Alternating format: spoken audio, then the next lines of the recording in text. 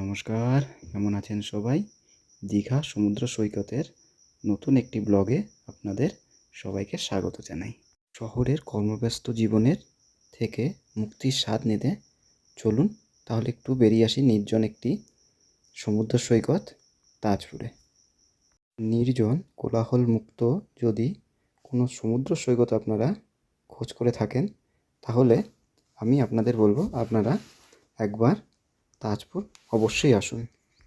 বিরাট সবুজ ঝাউবন, হোগলা বন আর কেয়া পাতার ঝোপ আপনার মনকে সবুজের মতো আরও সুন্দর করে তুলবেন।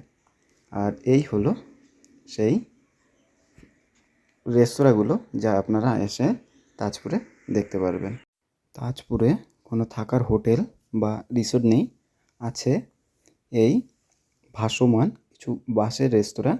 এই বাসের রেস্তোরাঁয় বসে আপনারা আপনাদের মনের মতো, যারা নিরামিষ খান নিরামিষ খাবার, আর যারা মাছ পছন্দ করেন, কাঁকড়া পছন্দ করেন, তা খেতে খেতে এত সুন্দর সমুদ্রের ভিউটা দেখতে পাবেন।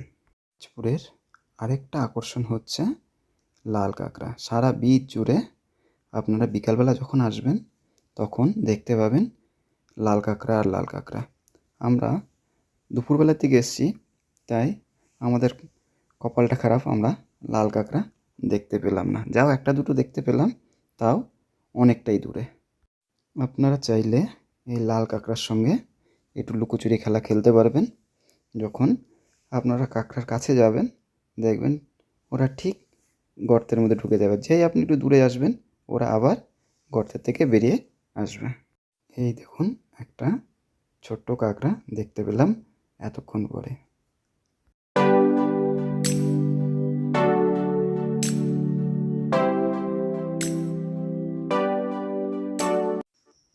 সূর্যোদয় বলুন আর সূর্যাস্তই বলুন, তাজপুরে এই বাসের রেস্টুরেন্টগুলোর মধ্যে বসে দেখার মজাটাই কিন্তু আলাদা। আপনারা চাইলে সকালে খুব তাড়াতাড়ি না হলে সন্ধ্যাবেলার দিকে তাজপুরে আসবেন, তাহলে মনোরম দৃশ্যগুলো আরও সুন্দর দেখতে পারবেন। আর এই দেখুন, ঢেউগুলো এত সুন্দর লাগছে, মনে হয় একভাবে তাকিয়েই থাকি তাদের দিকে।